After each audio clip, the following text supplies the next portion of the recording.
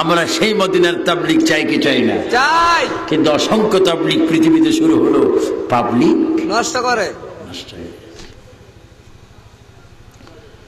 আমাদের থেকে বেশি পাবলিক কি দৈনিক যদি 500 করিও দেখি মানুষ, অসংখ্য মানুষ প্রতিদিন। আমি আমার এই ছোট্ট লাইফে 39টি রাষ্ট্রে ইসলামিক প্রোগ্রাম করেছি। যে কোনো যেখানে গিয়েছে আল্লাহু আকবার, আল্লাহ পাক মানুষ পাঠিয়ে দিচ্ছেন।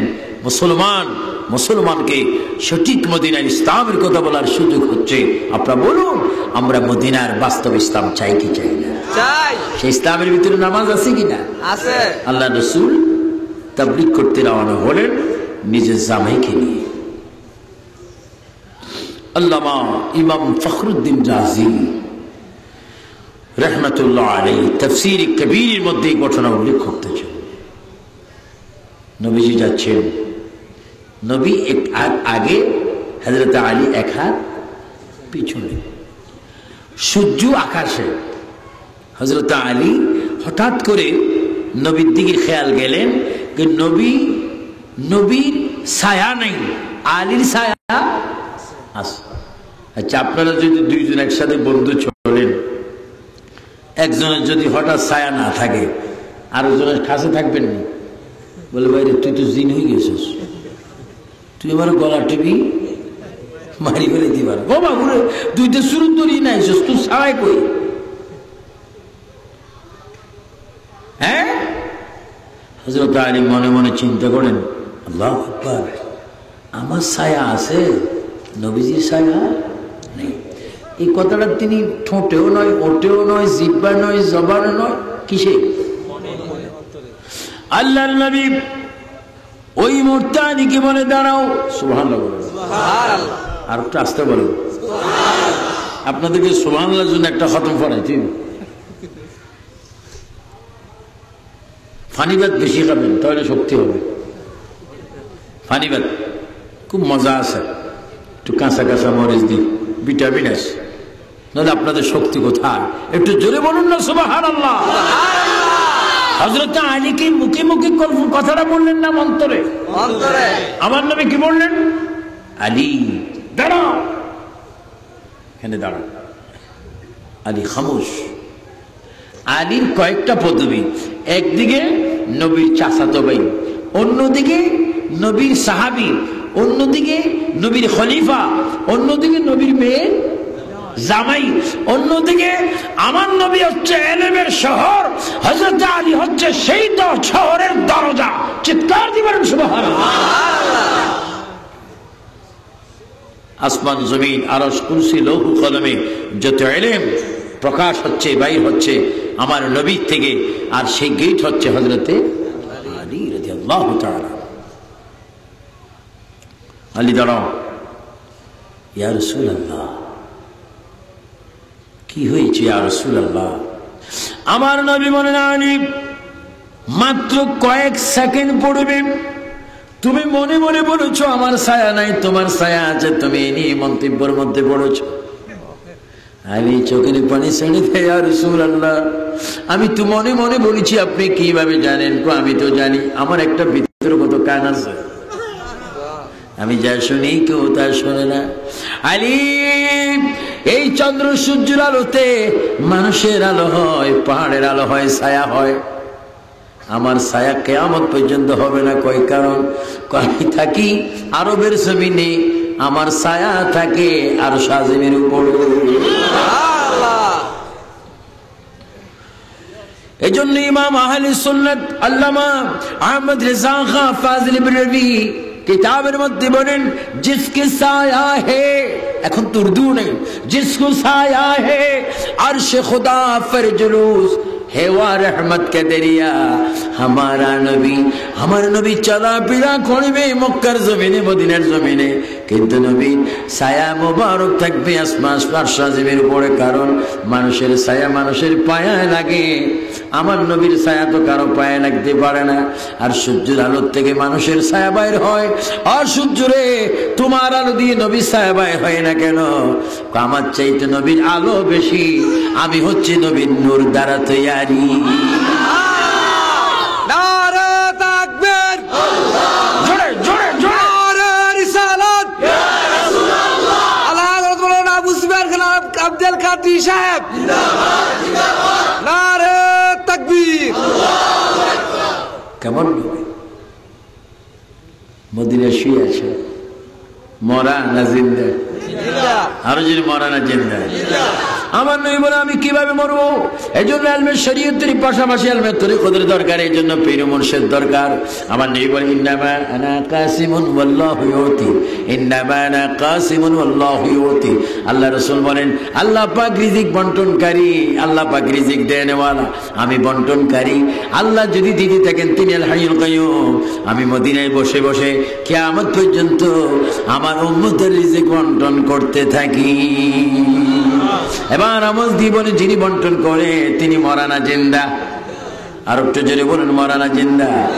আমাদের নবী এখনো আছে কিনা? কি অবস্থায় আছে শুনেন। নবীজি ইসলাম এবং আলীকে নিয়ে যাচ্ছেন, এই কথাটা হাতে রাখলাম। নবীজি কিভাবে জিন্দা? কোরআনের পরে সহি, মজবুত, উত্তম, আলা, শ্রেষ্ঠ, ভালো, গ্রহণযোগ্য আসমানের নিচে জমিনের উপরে একটা মাত্র গ্রন্থ আছে, কিতাব আছে, যে কিতাবটির নাম বুখারী শরীফ। চিৎকার দিয়ে বলুন সুবহানাল্লাহ। সুবহানাল্লাহ। কি শরীফ? বুখারী শরীফ। বুখারী লিখেছেন কে? আল্লামা ইসমাইল বুখারী। আল্লামা ইসমাইল বুখারী কিতাবটা লিখেছেন। তিনি বলেন আমি বুখারী কিভাবে লিখতাম শোনো। মসজিদে নববীর থেকে মসজিদে নববীতে ঢোকার আগে, যারা হজে গিয়েছেন হয়তো চিনতে পারেন নেই, মসজিদে নববীতে ঢোকার 500 হাত এইদিকে পূর্ব দিকে একটা সাদা মসজিদ আছে, মসজিদে বুখারী, ইমাম বুখারী। মসজিদের নাম কি? মসজিদ ইমাম বুখারী। তিনি কতগুলা হাদিস যখন পাইতেন, হাদিসগুলা নিয়ে তিনি নবীজির রওজায়ে মোবারকে যাইতেন। রওজায় গিয়ে আগে কাঁদতেন, মনের কথা বলতেন, আবার নতুন ওযু করতেন, 2 রাকাত নামাজ পড়তেন। সুবহানাল্লাহ বলেন। 2 রাকাত নামাজ পড়ে আদবের সহিত, প্রাণের সহিত বলতেন আসসালাতু ওয়াসসালামু আলাইকা ইয়া রাসূলুল্লাহ, ইয়া রাসূলুল্লাহ। এই হাদিসটা আমি পেয়েছি, এই হাদিসটা বুখারীতে সংযুক্ত করব কি করব না আপনি বলেন। আমার নবী রওজাত থেকে যতবার বলতেন ইমাম বুখারী ততবার হাদিসটা বুখারীতে লিখতেন। সুবহানাল্লাহ। আল্লামা ইসমাইল বুখারী। তাহলে বুখারী শরীফ অনেকে পড়ে কিন্তু এই গুণটা মানে না। আমার দেশে একটা কথা আছে, যার নুন খায় তার গুণ গায়। ইসলাম ইসলাম করো বেড়া, কোরআন কোরআন করো, হাদিস হাদিস করো। হাদিসের যিনি মূল, কোরআনের যিনি মূল, যিনি আসলে কোরআন আসলো, যিনি না আসলে কোরআন আসতো না।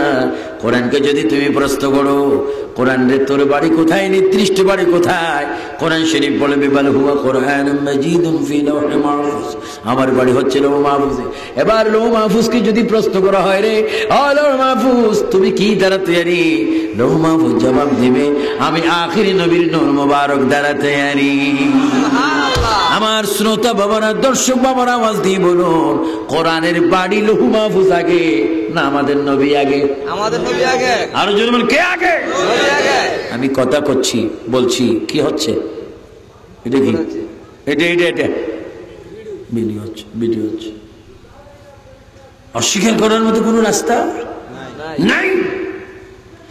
কোরআন তোমার বাড়ি লৌহ মাহফুজ, কিন্তু কোরআন রে তোমাকে যখন আমরা নিজের ঘরে, নিজের ফ্যামিলির মধ্যে যখন তোমাকে আমরা সকালবেলায় তেলাওয়াত করি, সকালবেলায় যখন তোমাকে তেলাওয়াত করি কোরআন রে, তুমি সূরার আগে আমরা দেখতে পাই মক্কা, আবার মদিনা, মক্কি আবার মদিনিয়া, মদিনার সূরত মক্কার সূরা, মক্কায় নাজিল, মদিনা নাজিল। কোরআন রে লৌহ মাহফুজের কোরআন যদি হও রে কোরআন, এত দৌড়াদৌড়ি কেন করো, শর্টফট কেন করো?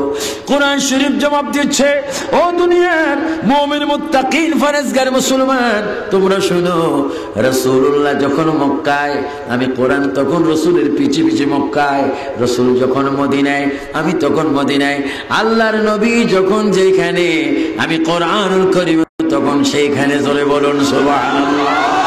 আল্লাহু আকবার বলেন। আল্লাহু আকবার। কোরআন যদি নবীর পিছে পিছে যেতে পারে, আমরা মুসলমান হয়েও আতিউল্লাহ ওয়া আতির রাসূল, আমরা নবীর পিছে পিছে যেতে চাই কি চাই না?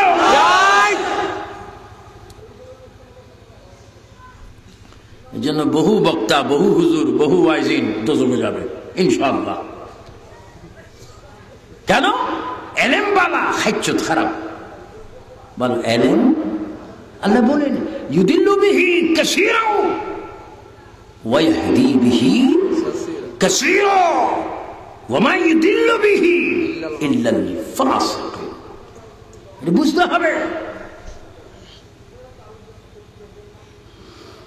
আমার নবী কেমন জিন্দা দেখেন।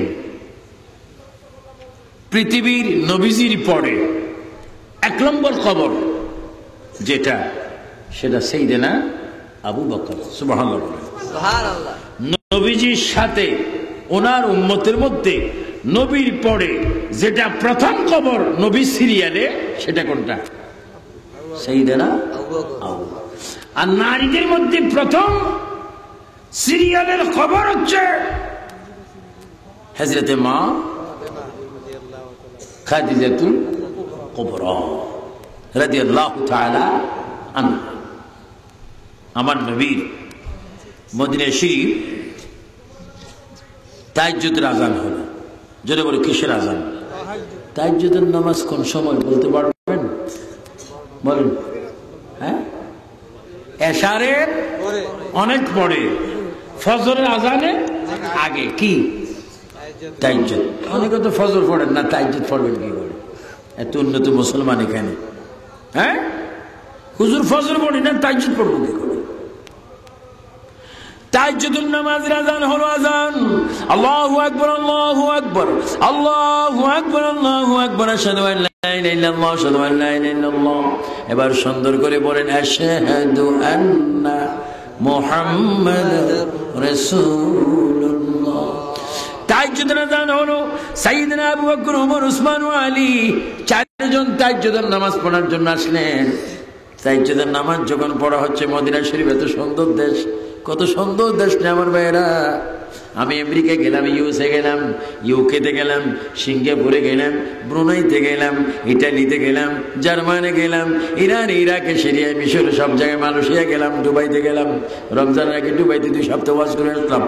সব দেশের সৌন্দর্য যদি এক পাল্লাতে করা হয়, খোদার কসম ভাইয়েরা, মদিনা শরীফের একটা গল্লির সমান হবে না। সোনার মদিনা লাগে না, মন হয়েছে দেওয়ানা, মনে কই উড়িয়া যাইতাম সোনার মদিনা। এটা সুন্দর করে বলবেন না? এটা গান না, আমার বাংলা ভাষার, বাংলা তেজস্বী বাংলা গুণের আমার নবীর প্রশংসার একটি স্পিড। একটু জবাই করেন, আমার কিচ্ছু ভালো লাগে না, মন হয়েছে দেওয়ানা, মনে কই উড়িয়া যাইতাম সোনার মদিনা। একটু জোরে বল, দেখবেন মদিনা শরীফ আল্লাহ নিয়ে যাবে। আমার কিচ্ছু ভালো, ছাত্র জোরে, মন হয়েছে দেওয়ানা, মনে কই উড়িয়া যাইতাম সোনার মদিনা। আসে নবী মদিনাতে যদি ডাকো ডাকার মতে, বলেন আসে নবী মদিনাতে যদি ডাকো ডাকার মতে, দিবেন দেখা মোদির সাথে, দিবে দেখা মোদির সাথে। গভীর মনোযোগ।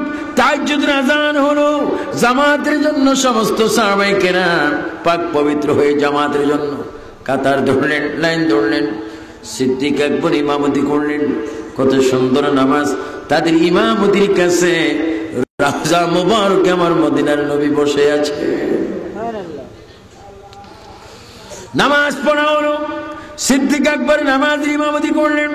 সাইয়েদনা ওমর, আলী, হযরত ওসমান গনি, এই 3 জন পিছনে রয়েছেন। অসংখ্য সাহাবায়ে কেরাম পিছনে রয়েছেন। নামাজ পড়ার পরে হযরত আবু বকর মুসল্লিদের দিকে ফিরে, চেহারাটা ফিরে বসলেন। ওনার চোখের কোনা দিয়ে বে বে বে বে পানি পড়তেছে, পানিটা বুকের মধ্যে পড়তেছে। হযরত ওমর দেখলেন। ওমর দেখে বললেন, ইয়া সাইয়্যিদি, ওগো আবু বকর সিদ্দিক, আপনার চোখে পানি কেন? কেউ মনে হয় আপনাকে গালি দিয়েছে, কেউ হয়তো আপনার মনে কষ্ট দিয়েছে, কেউ হয়তো আপনাকে খারাপ বলেছে। আপনি কাঁদছেন কেন? বলুন, কেউ যদি মনে কষ্ট দিয়ে থাকে আমাকে বলুন, আমি ওমরের তলোয়ার দিয়ে তাকে আমি 2 ভাগ করে ফেলবো। হযরত ওমর বলেন, ও ওমর। হযরত আবু বকর বলেন, ওমর শুনো। আবু বকর তিনি কেঁদে কেঁদে বলেন, ওমর, ওসমান আলী শোনো, আমাকে কেউ গালি দেয়নি, এই জন্য আমি কাঁদছি না। কই, কেন কাঁদছেন? আজানের পড়বে, আমি সামান্য ঘুমে গিয়েছিলাম, একটু চোখ খেটেছিলাম, আমি হঠাৎ করে দেখি রাসূলে পাক রওজা মোবারক থেকে কাঁদতে কাঁদতে বাইর হলেন। কাঁদতে কাঁদতে বাইর হলে আমি আবু বকরের কপালের মধ্যে হাত দিয়ে বললেন, আবু বকর রে, আমি রাসূল রওজায় শুয়েছি, তুমি আর কয়দিন দুনিয়ার মধ্যে থাকবে? আমি এসে গেলাম তোমাকে কবরে যাওয়ার দাওয়াত করতে। জোরে বলুন সুবহানাল্লাহ, আল্লাহু আকবার বলেন। কিসে যাওয়ার দাওয়াত? কবরে। আর জোরে বলুন, কিসে যাওয়ার দাওয়াত? আপনাকে ইচ্ছা করে কবরে যাবেন? আপনার বাবারা যদি কবর দেয়, মাটিটা যখন দিচ্ছেন মিনহা খলাকনাকুম, হঠাৎ যদি বাবাই বলে, ওফুত মিনহা খলাকনাকুম, আর দরকার নাই, তুই একটু আয়, তুই আমার সাথে, ছেলে কি আর মাটি দিবে? কবরস্থানে থাকবে? এই কিরে, তুই যাস কেন? তোর আব্বার মাটি দেবো না, এরকম বাবার দরকার নেই। ততক্ষণ তো কেঁদেছ, কেঁদেছি তো আত্মার টানে, অন্তরের টানে, মোহাম্মতের টানে। আব্বা যে আমার কবরে নিতে চায়, এটাই টান দিলে আমি নেই। সাইয়েদনা আবু বকর সিদ্দিককে ওমর প্রশ্ন করলেন, তাহলে আপনি কাঁদছেন কেন? আমি এই জন্য কাঁদছি, বাঁচার জন্য কাঁদছি না, আমি কাঁদছি আল্লাহ কেন আজরাইল পাঠায় না? যত তাড়াতাড়ি আজরাইল আমার সামনে আসবে, তত তাড়াতাড়ি আমার মাহবুবের মিলন আমি পেয়ে যাব। কাঁদছেন। সিদ্দিক আকবর বলেন, ওমর, আমি যে চলে যাব এর মধ্যে কোনো সন্দেহ নাই। আপনি একটু আমাকে ওয়াদা দেন, আমার মৃত্যুর পরে আপনি আমার নামাজে জানাজার ইমামতি করবেন কিনা? সুবহানাল্লাহ। হযরত আলীকে বলেন, এ আলী, আপনার মর্যাদা অনেকগুলো বেশি, আপনার হাতে আপনি নবীকে বিদায় গোসল দিয়েছেন, আপনি বলেন আমার ইন্তেকালের পরে আপনি আমাকে বিদায় গোসল দিবেন কিনা? উসমান গনি, আপনি নবীর 2 মেয়ের কন্যা স্বামী, আপনার লকব ওসমান জিন্নুরাইন, 2 নূরের মালিক, আপনি বলুন আমাকে কাপড় দিয়ে আপনি কাফনের ব্যবস্থা করবেন কিনা? 3 জনকে 3 দাবি দিলেন। ওমর কি দিলেন? নামাজে জানাজার দায়িত্ব। হযরত ওসমান কি দিলেন? কাপড়ের দায়িত্ব। হযরত আলী কি দিলেন? গোসলের দায়িত্ব। দেখেন আমার ভাইয়েরা, টাকা পয়সার কোনো দাম নাই, চাকরি নকরির কোনো দাম নেই।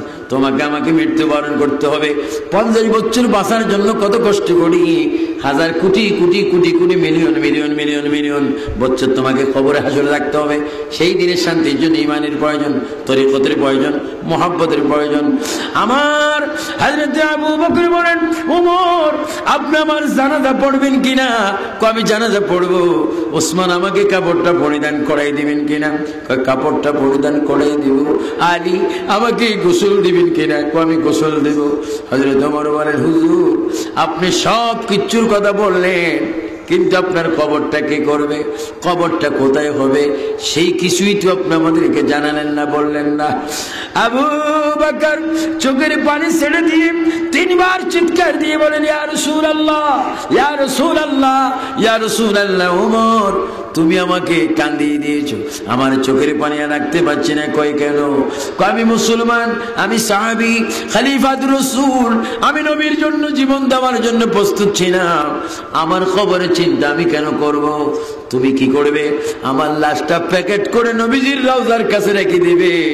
আমি আবু বকরের কবরটা কোথায় হবে রাসূল রওজার থেকে বলে দিতে হবে। জোরে বলুন সুবহানাল্লাহ, আল্লাহু আকবার, আরো জোরে ইয়া রাসূলুল্লাহ। ওনার জন্য কবর করা হলো না। ওমর বলেন, গোসলের পরে, কাপড় পরিধানের পরে আমি ওমর প্রায় 1.25 লক্ষের উপরে সাহাবায়ে কেরাম তখন হবে তাবিনদের মেয়াদ বাড়ি গিয়েছে, অনেকে এসেছেন রসুল দেখেন নেই। আমার ভাইয়েরা, জানাজা বরফুর। হযরত ওমর জানাজা দিয়ে কফিনকে বাব জিব্রিল দিয়ে প্রবেশ করে রাসূল পাকের কদম মোবারকে রওজা পাকে রাখলেন, কাছে রাখলেন। ওমর নামাজের সুরতে নাবির উপর আদব শহীদ, আদব অনেক প্রকার, শুধু নামাজের মধ্যে নাবির উপরে হাত বাঁধতে হবে তা না, মা বাবার সামনেও কথা বলতে, পীর বুজুর্গের সামনেও কথা বলতে, হ্যাঁ, মুরব্বী বড় ভাইয়ের সামনেও কথা বলতে, শ্বশুর শাশুড়ির সামনেও কথা বলতে আদব আছে কিনা? আরো জন্য আদব আছে। আজান শুধু নামাজের জন্য নয়, তুফান যখন হয় আজান হয় না, বাচ্চারা যখন হয় আজান হয় না, আবার যখন নামাজ হয় আজান হয় না। আজান মানে শুধু নামাজ? হযরত ওমর চোখের পানি মোবারক ছেড়ে তিনবার বললেন, ইয়া রাসূলুল্লাহ, ইয়া রাসূলুল্লাহ, উনজুর হালানা ইয়া নবী আল্লাহ, ইসমা ক্বালানা ইয়া হাবিবাল্লাহ। ইয়া রাসূলুল্লাহ, আমি ওমরের দায়িত্ব ছিল নামাজের জানাজার ইমামতি করা, উসমানের দায়িত্ব ছিল কাফন পড়ে দেওয়া, আলীর দায়িত্ব ছিল গোসলটা করে দেওয়া। হুজুর, আপনার আবু বকরের জন্য কবর করার জন্য নিষেধ করেছে, আপনার আবু বকর ইন্তেকাল হয়েছে। হুজুর, এখন কি করি? আবু বকরকে কোথায় মাটি দিব? আপনি ফয়সালা দেন। আমার ভাই, আমার দিকে একটু খেয়াল করেন। হযরত ওমর জবান থেকে এই কথাটা বলতে দেরি, ওমর চিৎকার মারি বলে, দুনিয়ার মানুষ, আমি দেখতে পেলাম রাসূল করিম কবরের ভিতর থেকে ডাইন হাতটা বাইর করে দিলেন। ডাইন হাতটা বাইর করে দিয়ে এইভাবে দেখাই দিচ্ছে, ওমর, আমার বন্ধু, আমার হাবিব, আমার দোস্তকে আমার কবরের সাথে লাগাইয়া মাটি দাও। হযরত ওমর বলেন, কবর করলাম, মাটি দেওয়ার জন্য কবর গেলাম। আমি ওমর আল্লাহর কসম, নবীর কসম দিয়ে বললাম, ও দুনিয়ার মানুষ, আবু বকরের লাশটা যখন মাটির মধ্যে দিচ্ছিলাম আমরা দেখতে পেরেছি, আমি ওমর, আলী ওসমান বলে আমরা সচক্ষে দেখতে পেরেছি রাসূলুল্লাহ রওজার ভিতর থেকে আবু বকরের কবরের ভিতরে দুই হাত দিয়ে আবু বকরকে আমাদের কোল থেকে শোয়াই দিলেন। আল্লাহু আকবার বলেন, আল্লাহু আকবার। দুই হাত তুলে বলো, ইয়া রাসূলুল্লাহ, ইয়া রাসূলুল্লাহ, একটু প্রেম করো, ইয়া রাসূলুল্লাহ। নবী আছে যেখানে আমরা আছি সেখানে, রাসূলুল্লাহ যেখানে আমরা আছি সেখানে। একটা গান আছে বাংলাদেশে, জীবন বাংলাদেশ আমার মরণ বাংলাদেশ, আছে না? হ্যাঁ, জীবন বাংলাদেশ আমার মরণ বাংলাদেশ, প্রথম বাংলাদেশ আমার শেষ বাংলাদেশ। এই পর্যন্ত কোনো আলেম শিরিক বলেনি। ভালো কথা, এটা জীবন বাংলাদেশ আমি মানি, মরণ বাংলাদেশের জন্য মানি। কিন্তু তোমার আমার স্লোগান হবে জীবন রসুল, মরণ রসুল, কবর রসুল, হাসর রসুল, ফুলসরাত রসুল, কারণ রসুল ছাড়া কোনো জায়গা না। সুবহানাল্লাহ, সুবহানাল্লাহ। এবার নামাজ দিব না আমার বাবারা, আজানের ভিতরে রসুল আছে কিনা? আছে। নামাজে আছে, কোরআনে আছে, হাদিসে। তুমি আমি যেই দিন 60-70-80 বছর পরে কবরে যাব, সেই মুহূর্তে একটা স্লোগান আছে, বলো বিসমিল্লাহি ওয়া আলা মিল্লাতি রাসূলিল্লাহ। সব একটু জোরে বলো, বিসমিল্লাহি ওয়া আলা মিল্লাতি রাসূলিল্লাহ। এজন্য আমার ভাইয়েরা, রাসূলের গুণে রাসূলকে অনুসরণ করা, আতিউল্লাহ ওয়া আতিউর রাসূল, আল্লাহ রাসূলকে তোমরা ইত্তেবা করো, অনুসরণ করো। আল্লাহ বলেন, লাকাদ কানা লাকুম ফি রাসূলিল্লাহি উসওয়াতুন হাসানা। তোমার জীবনকে যদি জিরো থেকে হিরো করতে চাও, অসামাজিক থেকে যদি সামাজিক করতে চাও, অন্যায় কাজ থেকে যদি ন্যায় পথের সৈনিক হতে চাও, উম্মত রে, বান্দারে, আমার রাসূলকে তোমরা একটু অনুসরণ করো।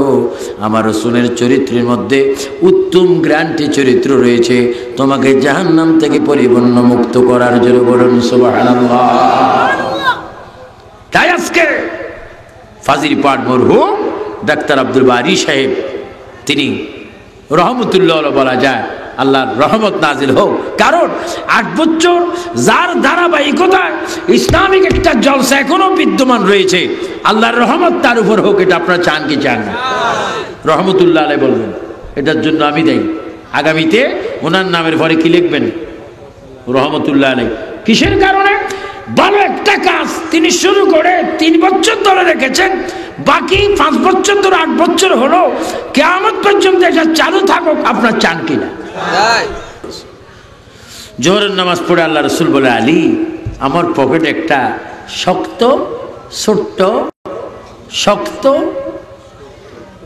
ছোট্ট শুকনা রুটি আছে।